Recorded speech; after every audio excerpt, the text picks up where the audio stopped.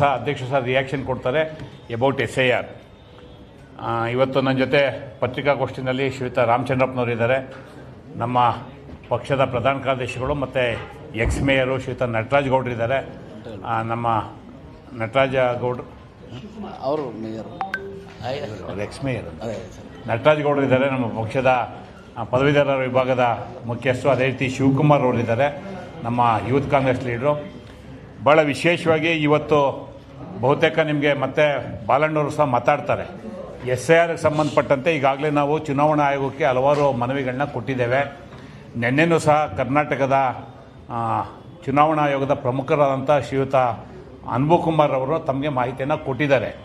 ಭಾಳ ವಿಷಾದಕರ, ಇವತ್ತು ಸುಮಾರು 20% ಓಟು, ಟೋಟಲ್ ವೋಟರ್ಸಲ್ಲಿ 5,40,00,000 ವೋಟರ್ಸಲ್ಲಿ ಸುಮಾರು 20% ವೋಟನ್ನು ಡಿಲೀಟ್ ಮಾಡುವಂಥ ಪ್ರಯತ್ನ ಆಗ್ತಾಯಿದೆ. ನಾನು ನೇರವಾಗಿ ಕಾಂಗ್ರೆಸ್ ಪಕ್ಷದ ಪರವಾಗಿ ಹೇಳೋದಕ್ಕೆ ಇಷ್ಟಪಡ್ತೇನೆ.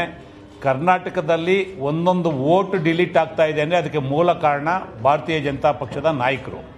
ಇವತ್ತು ಇಡೀ ದೇಶದಲ್ಲಿ SIR ಮುಖಾಂತರ ಅಂದರೆ 2014 ನಂತರ ನಮ್ಮ ರಾಜ್ಯದಲ್ಲಿ ಮತ್ತು ಇಡೀ ದೇಶದಲ್ಲಿ ಸ್ಪೆಷಲ್ ಇಂಟೆನ್ಸಿವ್ ರಿವಿಷನ್ ಮತದಾರರ ಪಟ್ಟಿಯ ಪರಿಷ್ಕರಣೆ ಕಾರ್ಯ ಆಗಿರಲಿಲ್ಲ. ಅವರು ಮತದಾರರ ಪಟ್ಟಿಯ ಪರಿಷ್ಕರಣೆ ಮಾಡೋದಕ್ಕೆ ಕಾಂಗ್ರೆಸ್ ಪಕ್ಷ ವಿರೋಧ ಇಲ್ಲ. ಆದರೆ ಇಲ್ಲಿ ಭಾಳ ಪ್ರಮುಖವಾಗಿ ಆಗ್ತಾ ಇರ್ತಕ್ಕಂಥದ್ದು, ಕಾಂಗ್ರೆಸ್ ಪಕ್ಷದ ಮತದಾರರು ಏನಿದ್ದಾರೆ ಅವ್ರನ್ನ ಡಿಲೀಟ್ ಮಾಡಬೇಕು ಅಂತೇಳಿ ಒಂದು ಷಡ್ಯಂತ್ರವನ್ನು ಮಾಡಿಕೊಂಡು ಯಾರು ಜಿನೈನ್ ವೋಟರ್ಸ್ ಇದ್ದಾರೆ ಆ ವೋಟರ್ಸ್ನ ತೆಗೆಯುವಂಥ ಪ್ರಯತ್ನವನ್ನು ಇವತ್ತು ಚುನಾವಣಾ ಆಯೋಗ ಮಾಡ್ತಾ ಇದೆ. ನಾವು ಪ್ರತಿ ವಾರ ಆಗುವಂಥ ಸಭೆಯಲ್ಲಿ ಕಾಂಗ್ರೆಸ್ ಪಕ್ಷದ ಪರವಾಗಿ ಲಿಖಿತವಾಗಿ ಮನವಿಯನ್ನು ಕೊಟ್ಟಿದ್ದೇವೆ. ಯಾವುದೇ ಕಾರಣದಿಂದ ಕರ್ನಾಟಕದಲ್ಲಿ ಇರ್ತಕ್ಕಂಥ ಜಿನೈನ್ ವೋಟರ್ಸ್ನ ನೀವು ಕೈ ಬಿಡಬಾರ್ದು ಅಂತೇಳಿ ಅವ್ರಿಗೆ ಭಾಳ ಸ್ಪಷ್ಟವಾಗಿ ಮಾಹಿತಿಯನ್ನು ಕೊಟ್ಟಿದ್ದು. ಅವರು ಇವತ್ತು ಆಬ್ಸೆಂಟೀಸ್ ಅಂತ ಏನು ಕರೀತಾರೆ, ಮತ್ತು ಸತ್ತೋದವ್ರು ಇರ್ಬೋದು, ಮತ್ತು ವಿಳಾಸ ಬದಲಾವಣೆ ಇರ್ಬೋದು, ಈ ಥರದ್ದು ಹಲವಾರು ಕಾರಣಗಳನ್ನ ಕೊಟ್ಟು ಅವರು ಇವತ್ತು ಮತಗಳನ್ನ ತೆಗೆಯುವಂಥ ಪ್ರಯತ್ನವನ್ನು ಮಾಡಿದ್ದಾರೆ. ನಮಗೆ ಲಿಖಿತವಾಗೂ ಸಹ ಒಂದು ಉತ್ತರವನ್ನು ಕಾಂಗ್ರೆಸ್ ಪಕ್ಷಕ್ಕೆ ಉತ್ತರವನ್ನು ಕೊಟ್ಟಿದ್ದಾರೆ. ಅಂದರೆ ಕಳೆದ ವಾರ ಇದ್ದಂಥದ್ದು 15%. ನಾನು ಒಂದು ಸಣ್ಣ ಉದಾಹರಣೆಯನ್ನು ಕೊಡ್ತೇನೆ.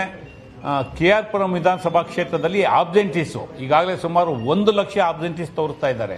ಅಂದರೆ ಮತದಾರರ ಮನೆಗೆ ಹೋಗೋಂಥ ಪ್ರಯತ್ನವನ್ನು ಮಾಡ್ತಾ ಇಲ್ಲ, ಮತದಾರರಿಗೆ ಎನ್ಯುಮರೇಷನ್ ಫಾರ್ಮ್ ಕೊಡುವಂಥ ಕೆಲಸವನ್ನು ಮಾಡ್ತಾ ಇಲ್ಲ, ಯಾರು ವಿಳಾಸ ಬದಲಾವಣೆ ಆಗಿದೆ ಕಳೆದ ಸರಿಯಾದ ಮಾಹಿತಿಯನ್ನು ಕೊಡುವಂಥ ಕೆಲಸವನ್ನು ಮಾಡ್ತಾ ಇಲ್ಲ, ಯಾರು ಹೆಣ್ಮಕ್ಳು ಮದುವೆಯಾಗಿ ಅಥವಾ ಉದ್ಯೋಗವನ್ನು ಅರಸಿ ಬೇರೆ ಸ್ಥಳಕ್ಕೆ ಸ್ಥಳಾಂತರ ಆಗಿದ್ದಾರೆ ಅವ್ರಿಗೆ ಮಾಹಿತಿ ಕೊಡುವಂಥ ಕೆಲಸವನ್ನು ಮಾಡ್ತಾ ಇಲ್ಲ.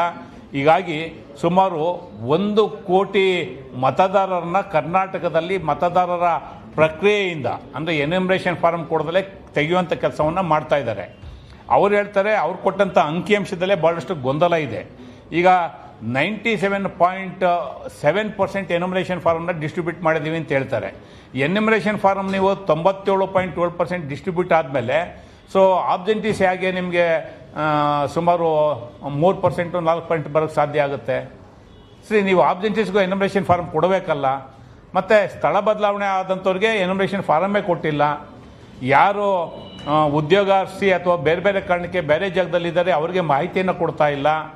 ಎಲ್ಲಿ 2002 ಮತದಾರರ ಪಟ್ಟಿಯ ಮ್ಯಾಚಿಂಗ್ ಆಗ್ತಾ ಇಲ್ಲ, ಅಂದರೆ ಅವ್ರು ಮ್ಯಾಪಿಂಗ್ ಅಂತ ಏನು ಮಾಡ್ತಾ ಇದ್ದಾರೆ ಅದಾಗಿಲ್ಲ, ಅವ್ರಿಗೆ ನೀವು ಎನ್ಯುಮರೇಷನ್ ಫಾರ್ಮನ್ನು ಕೊಟ್ಟಿಲ್ಲ. ಕರ್ನಾಟಕದಲ್ಲಿ ಏನು ಜೂನ್ 29ಕ್ಕೆ ನೀವು ಮತದಾರರ ಪಟ್ಟಿಯ ಪರಿಷ್ಕರಣೆ ಕಾರ್ಯವನ್ನು ಪ್ರಾರಂಭ ಮಾಡಿದ್ರಿ, ಆವಾಗ ಅವ್ರು ಕೊಟ್ಟಂಥದ್ದು ಹೇಳಿಕೆ ಸುಮಾರು 92% ಮ್ಯಾಪಿಂಗ್ ಆಗಿದೆ ಕರ್ನಾಟಕದಲ್ಲಿ ನಮ್ಮ ಮಾಹಿತಿಯನ್ನು ಕೊಟ್ಟರು, ಎಕ್ಸೆಪ್ಟ್ ಬೆಂಗಳೂರು. ಇವತ್ತು 92% ಮ್ಯಾಪಿಂಗ್ ಆದಮೇಲೆ ಅವರೆಲ್ಲ ಮತದಾರರಾಗಿ ಒಳಗಡೆ ಬರಬೇಕಲ್ಲ. ಸೊ ಇಲ್ಲಿ ಕೇಂದ್ರ ಸರ್ಕಾರದ ಭಾರತೀಯ ಜನತಾ ಪಕ್ಷದ ಸರ್ಕಾರದ ಅಣತಿಗೆ ಅನುಗುಣವಾಗಿ ಕರ್ನಾಟಕದಲ್ಲಿ ಇವತ್ತು 1 ಕೋಟಿ ಮತದಾರರ ಪಟ್ಟಿಯಿಂದ ತೆಗೆಯುವಂಥ ಪ್ರಕ್ರಿಯೆಯನ್ನು ಮಾಡ್ತಾ ಇದ್ದಾರೆ. ಭಾಳ ವಿಷಾದಕರ ಸಂಗತಿ ಏನಂದರೆ ಭಾರತೀಯ ಜನತಾ ಪಕ್ಷದ ನಾಯಕರು ವಿಶೇಷವಾಗಿ ಕರ್ನಾಟಕದಲ್ಲಿ ಚುನಾವಣಾ ಆಯೋಗ ಮಾಡ್ತಾ ಇರ್ತಕ್ಕಂಥದ್ದು ಸರಿ ಇದೆ, ಮತದಾರರ ಪಟ್ಟಿಯಲ್ಲಿ ಮತದಾರರ ಹೆಸರುಗಳನ್ನ ತೆಗಿತಾ ಇರ್ತಕ್ಕಂಥ ಪ್ರಕ್ರಿಯೆ ಸರಿಯಾಗಿದೆ, ಇದಕ್ಕೆ ಕಾಂಗ್ರೆಸ್ಸು ಅನವಶ್ಯಕವಾಗಿ ಮಧ್ಯಪ್ರವೇಶ ಮಾಡ್ತಾ ಇದ್ದಾರೆ ಮತ್ತು ಅನವಶ್ಯಕವಾಗಿ ದಾಖಲೆಗಳನ್ನ ಕೊಡುವಂಥ ತೀರ್ಮಾನ ಸರ್ಕಾರ ಮಾಡಿದೆ ಅಂತೇಳಿ ಟೀಕೆಗಳನ್ನ ಮಾಡ್ಕೊಂಡು ಬಂದಿದ್ದಾರೆ. ಇವತ್ತು ಕರ್ನಾಟಕದಲ್ಲಿರ್ತಕ್ಕಂಥ ಜಿನೈನ್ ವೋಟರ್ಸ್ ಯಾರಿದ್ದಾರೆ ಅವ್ರನ್ನ ಮತದಾರರ ಪಟ್ಟಿಯಿಂದ ಕೊಡಬಾರ್ದು ಅಂತೇಳಿ ಕರ್ನಾಟಕ ಸರ್ಕಾರ ಅವರಿಗೆ ರೆಸಿಡೆನ್ಷಿಯಲ್ ಸರ್ಟಿಫಿಕೇಟ್ಸ್ ವಾಸ ದೃಢೀಕರಣ ಪತ್ರವನ್ನು ಕೊಡುವಂಥ ಪ್ರಯತ್ನವನ್ನು ಮಾಡ್ತು. ಅದನ್ನು ಸಹ ಭಾರತೀಯ ಜನತಾ ಪಕ್ಷದವರು ಟೀಕೆ ಮಾಡ್ಕೊಂಡು ಬಂದರು. ಅವ್ರ ಉದ್ದೇಶ ಸ್ಪಷ್ಟ ಇದೆ. ಕರ್ನಾಟಕದಲ್ಲಿ ಬಹುತೇಕ ಮತದಾರರು ಕಾಂಗ್ರೆಸ್ ಪಕ್ಷದ ಪರ ಇರೋದ್ರಿಂದ ಕಳೆದ ವಿಧಾನಸಭಾ ಚುನಾವಣೆಯಲ್ಲಿ ನಮಗೆ 43% ಮತಗಳು ಬಂದಿರೋದ್ರಿಂದ ಕರ್ನಾಟಕದಲ್ಲಿ ಮತದಾರರಿಂದ ಪಟ್ಟಿಯಿಂದ ತೆಗಿಬೇಕು ಅಂತಕ್ಕಂಥದ್ದು ಭಾರತೀಯ ಜನತಾ ಪಕ್ಷದ ಸಂಕಲ್ಪ ಇರಬಹುದು. ಹಾಗಾಗಿ ಇವತ್ತು ಆರ್ ಅಶೋಕ್ ಇರ್ಬೋದು, ಚಲವಾದಿ ನಾರಾಯಣಸ್ವಾಮಿರವರು ಇರ್ಬೋದು, ವಿಜೇಂದ್ರರವರು ಇರ್ಬೋದು, ಇನ್ಕ್ಲೂಡಿಂಗ್ ಕೇಂದ್ರ ಸಚಿವರಾದಂಥ ಪ್ರಹ್ಲಾದ ಜೋಶಿರವರು ಚುನಾವಣಾ ಆಯೋಗದ ಈ ಕ್ರಮವನ್ನು ಸಮರ್ಥನೆ ಮಾಡ್ಕೊಂಡು ಬಂದರು. ಇವತ್ತು ಕರ್ನಾಟಕದಲ್ಲಿ ಯಾವುದಾದ್ರೂ ಮತದಾರರ ಪಟ್ಟಿಯಿಂದ ಆಚೆ ಉಳ್ಕೊಂಡ್ರೆ, ಜಿನೈನ್ ವೋಟರ್ಸ್ ಮತದಾರರ ಹಕ್ಕನ್ನು ಕಸಿದುಕೊಂಡ್ರೆ ಅದಕ್ಕೆ ಕರ್ನಾಟಕ ಭಾರತೀಯ ಜನತಾ ಪಕ್ಷದ ನಾಯಕರು ನೇರವಾಗಿ ಹೊಣೆ ಹಾಕ್ತಾರೆ. ಮತ್ತು ಕರ್ನಾಟಕದಲ್ಲಿ ಮತದಾರರ ಹೆಸರುಗಳನ್ನ ಮತದಾರರ ಪಟ್ಟಿಯಿಂದ ತೆಗೆಯೋದಕ್ಕೆ ಭಾರತೀಯ ಜನತಾ ಪಕ್ಷದ ಪ್ರಯತ್ನ ಇದೆ, ಷಡ್ಯಂತ್ರ ಇದೆ, ಮತ್ತು ವ್ಯರ್ಥವಾದಂಥ ಪ್ರಯತ್ನಗಳನ್ನ ಈಗಲೂ ಮುಂದುವರಿಸ್ತಾ ಇದ್ದಾರೆ. ಇವರ ಕೈಗೊಂಬೆಯಾಗಿ ಕರ್ನಾಟಕದ ಚುನಾವಣಾ ಆಯೋಗ ಸಿಇಒರವರು ಏನಿದ್ದಾರೆ ಅವರು ಕೆಲಸ ಮಾಡ್ತಾ ಇದ್ದಾರೆ ಅಂತೇಳಿ ನಾನು ಕಾಂಗ್ರೆಸ್ ಪಕ್ಷದ ಪರವಾಗಿ ಹೇಳೋದಕ್ಕೆ ಇಷ್ಟಪಡ್ತೇನೆ. ಈಗ ಮೊನ್ನೆ ಒಂದು ನನಗೆ ಪತ್ರವನ್ನು ಕಳಿಸ್ಕೊಟ್ಟಿದ್ದಾರೆ, ಅದನ್ನು ತಮ್ಮ ಗಮನಕ್ಕೆ ಕೊಡ್ತೇನೆ. ಒಂದು ಲಿಖಿತವಾಗಿ ಉತ್ತರವನ್ನು ಕೊಟ್ಟಿದ್ದಾರೆ ಚುನಾವಣಾ ಆಯೋಗದವರು. ಅವರು ಅವರ ಕ್ರಮವನ್ನು ಸಮರ್ಥನೆ ಮಾಡ್ಕೊತಾ ಇದ್ದಾರೆ ಬಿಟ್ಟರೆ ಈ ಏನು ಕೈ ಬಿಡೋಂಥ ಪ್ರಕ್ರಿಯೆಯಲ್ಲಿ ಏನಾಗ್ತಾ ಇದೆ ಅದನ್ನು ಸರಿಪಡಿಸುವಂಥ ಪ್ರಯತ್ನವನ್ನು ಮಾಡ್ತಾ ಇಲ್ಲ.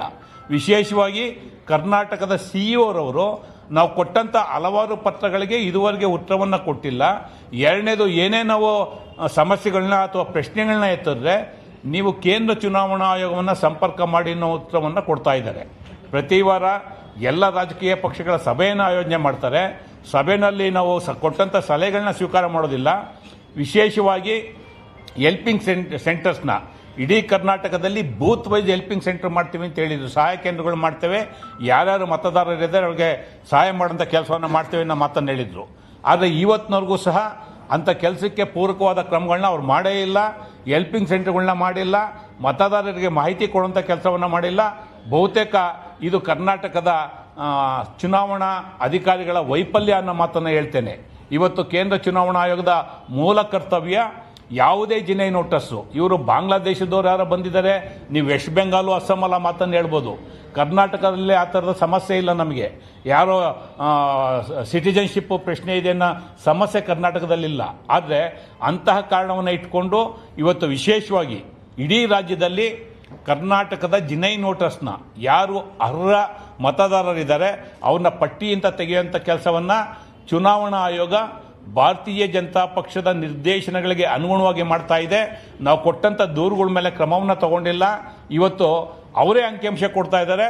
20% 1 ಕೋಟಿ ಮತದಾರರು ನಮಗೆ ಮತದಾರರ ಪಟ್ಟಿಯಿಂದ ಆಚೆ ಇಡುವಂಥ ಪ್ರಯತ್ನ ಆಗಿದೆ ಅನ್ನೋ ಅಂಕಿಅಂಶವನ್ನು ಅವರೇ ಕೊಡ್ತಾ ಇದ್ದಾರೆ. ಹಾಗಾಗಿ ನಾನು ಕೇಂದ್ರ ಚುನಾವಣಾ ಆಯೋಗಕ್ಕೆ ಒತ್ತಾಯ ಮಾಡ್ತೇನೆ, ದಯಮಾಡಿ ನೀವು ಮಧ್ಯಪ್ರವೇಶವನ್ನು ಮಾಡಬೇಕು. ವಿಶೇಷವಾಗಿ ಇವತ್ತೇನು 8ನೇ ತಾರೀಕು ನೀವು ಲಾಸ್ಟ್ ಡೇಟನ್ನು ಕೊಟ್ಟಿದ್ದೀರಾ, ಅದನ್ನು ಇನ್ನೂ 1 ತಿಂಗಳ ಕಾಲ ಮುಂದಕ್ಕೆ ಹಾಕಬೇಕು. ಕರ್ನಾಟಕದಲ್ಲಿ ಇವತ್ತೇನು ಇಡೀ ದೇಶದಲ್ಲಿ ಹೈಯೆಸ್ಟ್ ವೋಟರ್ಸು, ನಮಗೇನು ಇಮ್ಮಿಡಿಯೇಟ್ ಎಲೆಕ್ಷನ್ ಯಾವುದು ಚುನಾವಣೆ ಯಾವುದು ಇಲ್ಲ, 20% ವೋಟನ್ನು ತೆಗೆಯುವಂಥ ಪ್ರಕ್ರಿಯೆ ಏನು ಮಾಡಿದ್ದೀರಾ, ಇದಕ್ಕೆ ಅಂಕುಶವನ್ನು ಹಾಕಬೇಕು. ಇಲ್ಲಿರ್ತಕ್ಕಂಥ ಆಗಸ್ಟ್ 8ರ ದಿನಾಂಕವನ್ನು ಮತ್ತೆ 1 ತಿಂಗಳ ಕಾಲಾವಕಾಶಕ್ಕೆ ಮುಂದಕ್ಕೆ ಹಾಕಬೇಕು. ಯಾರ್ಯಾರು ಮತದಾರರು ನಿಜವಾಗಿದ್ದಾರೆ ಅವ್ರನ್ನ ಕರೆಕ್ಟಾಗಿ ನೀವು ಅಸೆಸ್ ಮಾಡಬೇಕು, ಎಲ್ರಿಗೂ ಅವಕಾಶವನ್ನು ಕೊಡಬೇಕು.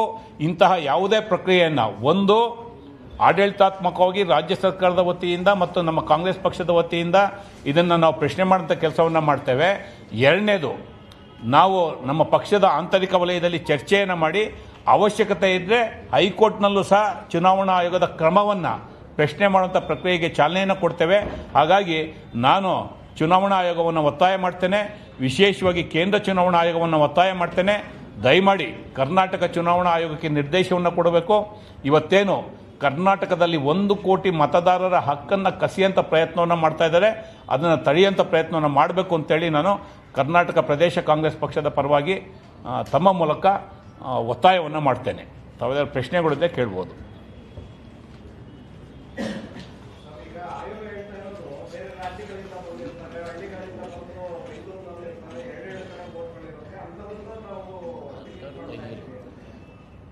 Expired death case, double entry